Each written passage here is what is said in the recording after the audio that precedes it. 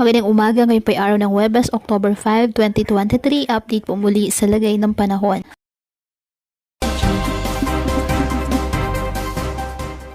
Ayon sa Pag-asa, patuloy pa rin na minomonitor ang bagyong Jenny. Inaasahang lalabas ito ng ating Philippine Area of Responsibility ngayong araw.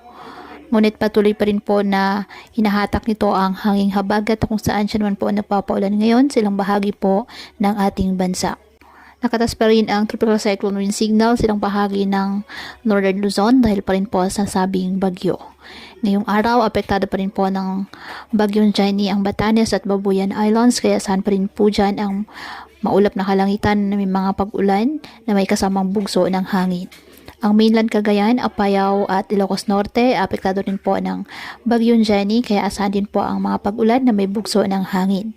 Ang nalalabing bahagi ng Cagayan Valley, nalalabing bahagi ng Cordillera Administrative Region, at nalalabing bahagi ng Ilocos Region, asahan po ang maulap na halangitan na may kalat-kalat na pag-ulan at thunderstorms dahil sa trough ng bagyo.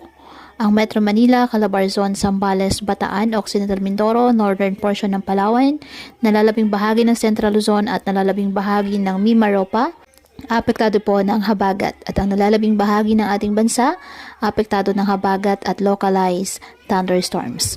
Kaya pinapayuhan ng ating mga kababayan na maging maingat po sa mga posibilidad ng pagbaha at pagguho ng lupa, lalo na po kapag may malalakas na ulan, at ugaliin na magdala palagi ng payong o kahit ano pa ng gas sa ulan o kahit naman sa init ng araw kapag lalabas po ng ating mga tahanan.